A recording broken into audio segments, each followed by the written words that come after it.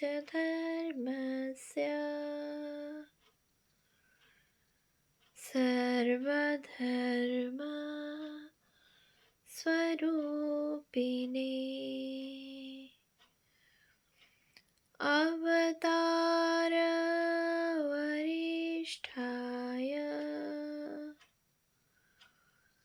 रामकृष्णाय ते नमः। শ্রী শ্রী রামকৃষ্ণ লীলা প্রসঙ্গ প্রথম ভাগ, গুরুভাব পূর্বার্ধ। পূজনীয় স্বামী শারদানন্দজি মহারাজের রচনা। পৃষ্ঠা সংখ্যা 59। শ্রী রামকৃষ্ণের গুরুভাব। ঠাকুরের কাঁচা আমিটার এককালে নাশ হইয়া বিরাট পাকা আমিতে অনেক কাল অবস্থিতি, ওই অবস্থাতেই তাহাতে গুরুভাব প্রকাশ পাইত।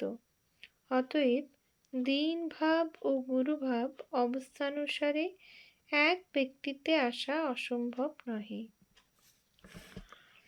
অতএব বুঝা যাইতেছে, নির্বিকল্প সমাধি লাভের পর ঠাকুরের ভিতরের ছোট আমি বা কাঁচা আমিটার একেবারে লোপ হইয়াছিল, আর যে আমিত্বটুকু ছিল সেটি আপনাকে বড় আমি বা পাকা আমিটার সঙ্গে চির সংযুক্ত দেখিত। কখনো আপনাকে দেখিত সেই বিশ্বব্যাপী আমিটার অঙ্গ বা অংশ, আবার কখনো তাহার নিকটতর নিকটতম দেশে উঠিয়া সেই বিশ্বব্যাপী আমিতে লীন হইয়া যাইত।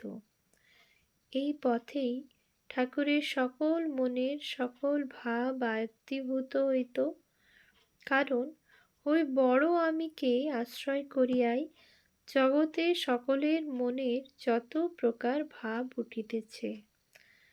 ঠাকুর ওই বিশ্বব্যাপী আমিকে আশ্রয় করিয়া অনুক্ষণ থাকিতে পারিতেন বলিয়াই বিশ্ব মনে যত ভাবতরঙ্গ উঠিতেছে সকলই ধরিতে ও বুঝিতে সক্ষম হইতেন। ঐরূপ উচ্চাবস্থায় ভগবানের অংশ আমি ঠাকুরের এই ভাবটিও ক্রমশ লীন হইয়া যাইত, এবং বিশ্বব্যাপী আমি বা শ্রী শ্রী জগন্মাতার আমিত্বই ঠাকুরের ভিতর দিয়া প্রকাশিত হইয়া নিগ্রহানুগ্রহ সমর্থ গুরুরূপে প্রতিভাত হইত। কাজেই ঠাকুরকে দেখিলে তখন আর দিনের দিন বলিয়া বোধ হইত না। তখন ঠাকুরের চালচলন, অপরের সহিত ব্যবহার প্রভৃতি সমস্ত ক্রিয়াকলাপই অন্য আকার ধারণ করিত। তখন কল্পতরুর মতো হইয়া তিনি ভক্তকে জিজ্ঞাসা করিতেন, তুই কি চাস? যেন ভক্ত যাহা চাহেন তাহা তৎক্ষণাৎ অমানুষের শক্তিবলে পূরণ করিতে বসিয়াছেন।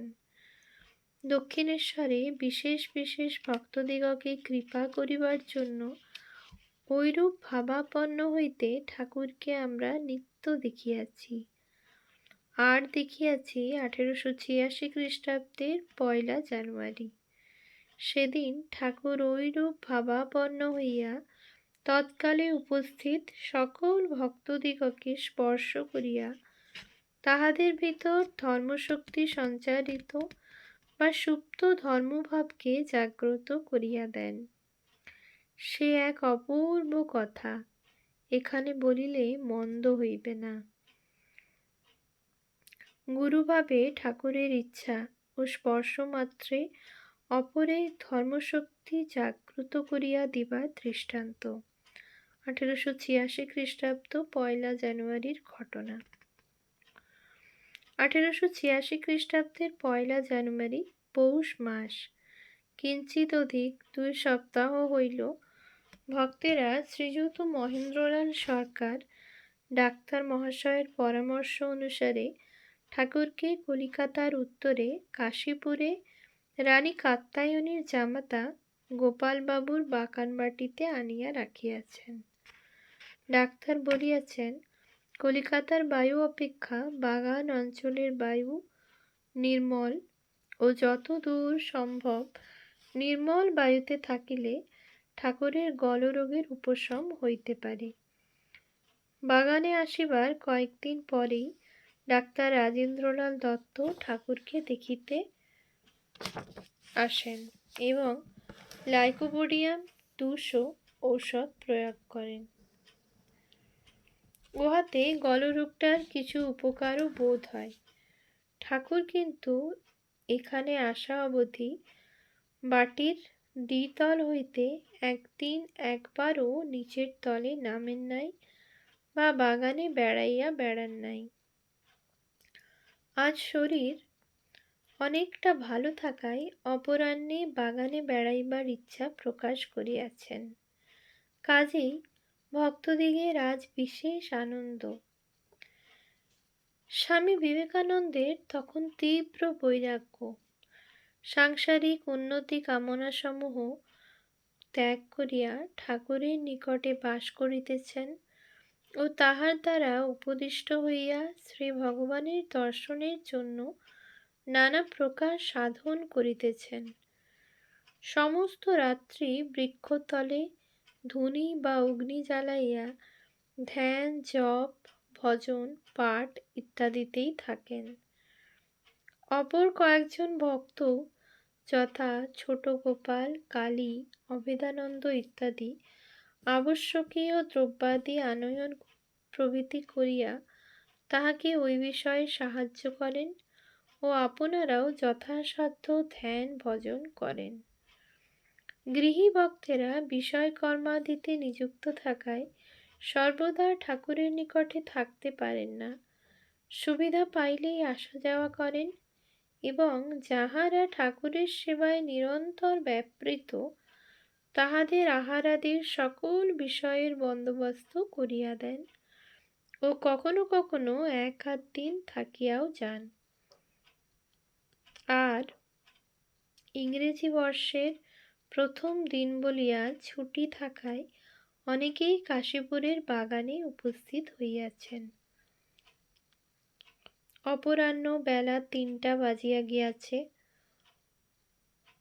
ঠাকুর লাল পেড়ে ধুতি, একটি পিরান, লাল পাড় বসানো একখানি মোটা চাদর, কান ঢাকা টুপি ও চটি জুতাদি পরিয়া স্বামী অদ্ভুতানন্দের সহিত উপর হইতে ধীরে ধীরে নামিলেন নিচে এবং নিচেকার হলঘরটি দেখিয়া পশ্চিমের দরজা দিয়া বাগানের পথে বেড়াইতে চলিলেন। গৃহী ভক্তেরা কেহ কেহ ঠাকুর ঐরূপে বেড়াইতে যাইতেছেন দেখিতে পাইয়া সানন্দে তাহার পশ্চাৎ পশ্চাৎ যাইতে লাগিলেন। শ্রীযুক্ত নরেন্দ্র, স্বামী বিবেকানন্দ প্রমুখ বালক বা যুবক ভক্তেরা তখন সমস্ত রাত্রি জাগরণে ক্লান্ত থাকায় হলঘরের পাশে যে ছোট ঘরটি ছিল তাহার ভিতর নিদ্রা যাইতেছেন। শ্রীযুত লাটু, স্বামী অদ্ভুতানন্দ তাহাদিগকে ঐরূপে যাইতে দেখিয়া ঠাকুরের সহিত স্বয়ং আর অধিক দূর যাওয়া অনাবশ্যক বুঝিয়া হলঘরের সম্মুখে ক্ষুদ্র পুষ্করিণীটির দক্ষিণ পার পর্যন্ত আসিয়াই ফিরিলেন এবং অপর একজন যুবক ভক্তকে ডাকিয়া লইয়া ঠাকুর উপরে যে ঘরটিতে থাকেন সেটি ঝাঁটপাট দিয়া পরিষ্কার করিতে ও ঠাকুরের বিছানা প্রভৃতি রৌদ্রে দিতে ব্যাপৃত হইলেন। গৃহী ভক্তগণের ভিতর শ্রীযুত গিরিশের তখন প্রবল অনুরাগ। ঠাকুর কোনো সময়ে তাহার অদ্ভুত বিশ্বাসের ভূয়সী প্রশংসা করিয়া অন্য ভক্তগণকে বলিয়াছিলেন, গিরিশের 5 শিকে 5 আনা বিশ্বাস। ইহার পর লোকে ওর অবস্থা দেখে অবাক হবে। বিশ্বাস ভক্তির প্রবল প্রেরণায় গিরিশ তখন হইতে ঠাকুরকে সাক্ষাৎ ভগবান জীবোদ্ধারের জন্য কৃপায় অবতীর্ণ বলিয়া অনুক্ষণ দেখিতেন এবং ঠাকুর তাহাকে নিষেধ করিলেও তাহার ওই ধারণা সকলের নিকট প্রকাশ্যে বলিয়া বেড়াইতেন। গিরিশও সেদিন বাগানে উপস্থিত আছেন এবং শ্রীযুক্ত রাম প্রমুখ অন্য কয়েকটি গৃহী ভক্তের সহিত একটি আম গাছের তলায় বসিয়া কথোপকথন করিতেছেন। ঠাকুর ভক্তগণ পরিবৃত হইয়া উদ্যান মধ্যস্থ প্রশস্ত পথটি দিয়া বাগানের গেটের দিকে ধীরে ধীরে অগ্রসর হইতে হইতে প্রায় মধ্য পথে আসিয়া পথের ধারে আম গাছের ছায়ায় শ্রীযুক্ত রাম ও শ্রীযুক্ত গিরিশকে দেখিতে পাইলেন এবং গিরিশকে সম্বোধন করিয়া বলিলেন, গিরিশ, তুমি কি দেখেছ? আমার সম্বন্ধে যে অত কথা আমি অবতার ইত্যাদি যাকে তাকে বলে বেড়াও। সহসা ওই রূপে জিজ্ঞাসিত হইয়াও গিরিশের বিশ্বাস টলিল না। তিনি সসম্ভ্রমে উঠিয়া রাস্তার উপরে আসিয়া ঠাকুরের পদতলে জানু পাতিয়া করজোড়ে উপবিষ্ট হইলেন এবং গদগদ কণ্ঠে বলিলেন, ব্যাস বাল্মীকি যাহার কথা বলিয়া অন্ত করিতে পারেন নাই, আমি তাহার সম্বন্ধে অধিক আর কি বলিতে পারি। গিরিশের ঐরূপ অদ্ভুত বিশ্বাসের কথা শুনিয়া ঠাকুরের সর্বাঙ্গ রোমাঞ্চিত হইয়া উঠিল এবং মন উচ্চভূমিতে উঠিয়া তিনি সমাধিস্থ হইলেন। গিরিশও তখন ঠাকুরের সেই দেবভাবে প্রদীপ্ত মুখমণ্ডল দেখিয়া উল্লাসে চিৎকার করিয়া জয় রামকৃষ্ণ জয় রামকৃষ্ণ বলিয়া বারবার পদধূলি গ্রহণ করিতে লাগিলেন। ইতোমধ্যে ঠাকুর অর্ধবাহ্য দশায় হাস্যমুখে উপস্থিত সকলের দিকে চাহিয়া বলিলেন, তোমাদের কি আর বলিব, তোমাদের সকলের চৈতন্য হোক।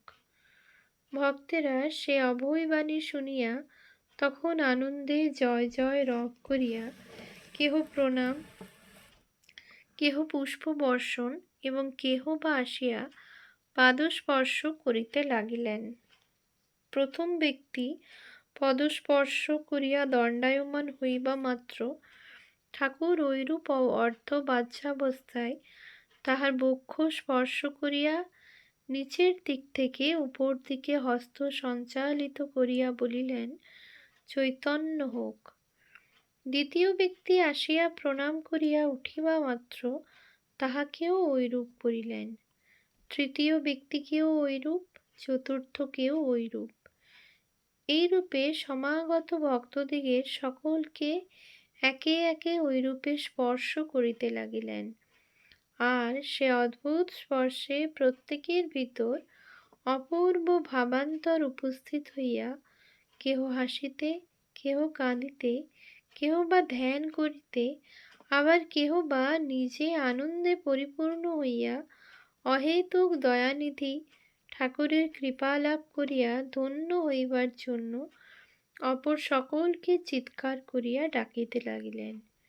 সেই চিৎকার ও জয় রবে ত্যাগী ভক্তেরা কেহ বা নিদ্রা ত্যাগ করিল, কেহ বা হাতের কাজ ফেলিয়া ছুটিয়া আসিয়া দেখেন উদ্যান পথ মধ্যে সকলে ঠাকুরকে ঘিরিয়া ঐরূপ পাগলের ন্যায় ব্যবহার করিতেছেন এবং দেখিয়াই বুঝিলেন দক্ষিণেশ্বরে বিশেষ বিশেষ ব্যক্তির প্রতি কৃপায় ঠাকুরের দিব্য ভাবাবেশে যে অদৃষ্টপূর্ব লীলার অভিনয় হইত তাহারই অদ্য এখানে সকলের প্রতি কৃপায় সকলকে লইয়া প্রকাশ।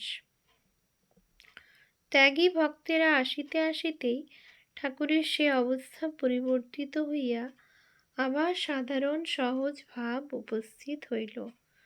পরে গৃহী ভক্তদিগের অনেককে ওই সময়ে কিরূপ অনুভব হইয়াছিল তদ্বিষয়ে জিজ্ঞাসা করিয়া জানা গেল, কাহারও সিদ্ধির নেশার মতো একটা নেশা ও আনন্দ, কাহারও চক্ষু মুদ্রিত করিবা মাত্র যে মূর্তির নিত্য ধ্যান করিতেন অথচ দর্শন পাইতেন না, ভিতরে সেই মূর্তির জাজ্বল্য দর্শন, কাহারও ভিতরে পূর্বে অননুভূত একটা পদার্থ বা শক্তি যেন সরসর করিয়া উপরে উঠিতেছে, এইরূপ বোধ ও আনন্দ, এবং কাহারও বা পূর্বে যাহা কখনো দেখেন নাই এরূপ একটা জ্যোতির চক্ষু মুদ্রিত করিলেই দর্শন ও আনন্দ অনুভব হইয়াছিল।